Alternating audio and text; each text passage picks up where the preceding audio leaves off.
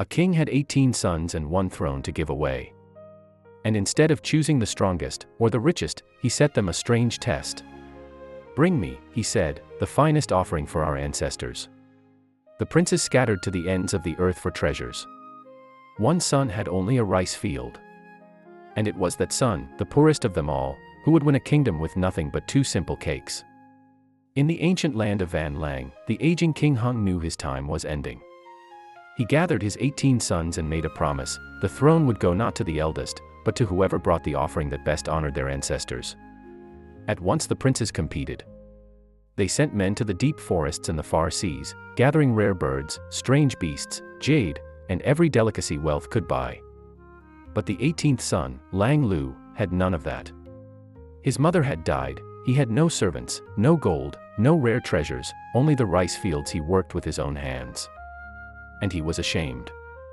Then, one night, a shining spirit came to him in a dream and asked a simple question: what in all the world is more precious than rice, the humble grain that keeps every living person alive? So Lang Liêu shaped 2 cakes from what he had. A square cake, wrapped in green leaves, to honor the earth. And a round cake, soft and white, to honor the sky. He filled them with glutinous rice, mung beans, and pork, steamed the square one long into the night, and pounded the rice smooth for the round. 2 cakes, made of the land itself.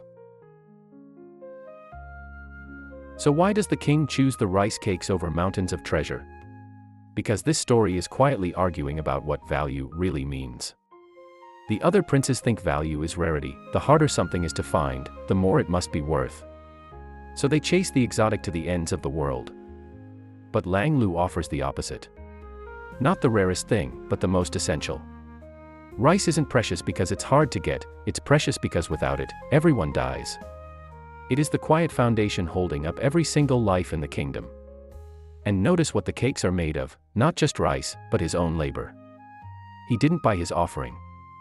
He grew it, wrapped it, and stayed up all night to make it. His gift carries his sweat and his reverence. That's the wisdom the king recognizes. A ruler who values only the rare will exhaust his people chasing luxuries.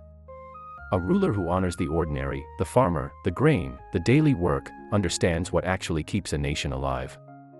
The humblest son wins because he alone understood that greatness isn't found far away. It's grown, patiently, right beneath your feet.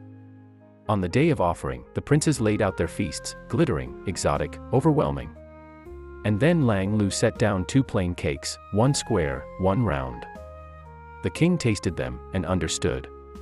The square cake was the earth, the round the sky, the leaves, the grain, the labor were the whole world folded into food. He named Lang Liêu his heir on the spot. From that day, the square bánh chưng and the round bánh jade became sacred.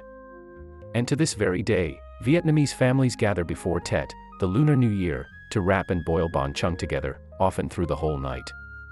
It is one of the oldest living traditions in Vietnam, a cake placed on the ancestral altar that quietly repeats the lesson: honor the earth, honor the sky, and never forget the humble grain that feeds you.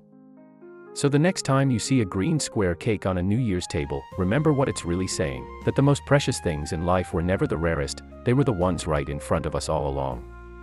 And it leaves us with a question. What ordinary, everyday thing in your own life have you overlooked, that might be the most valuable of all? Tell us in the comments. And if this story moved you, subscribe to FokeTales, where we bring the old wisdom of Vietnam back to life, one tale at a time.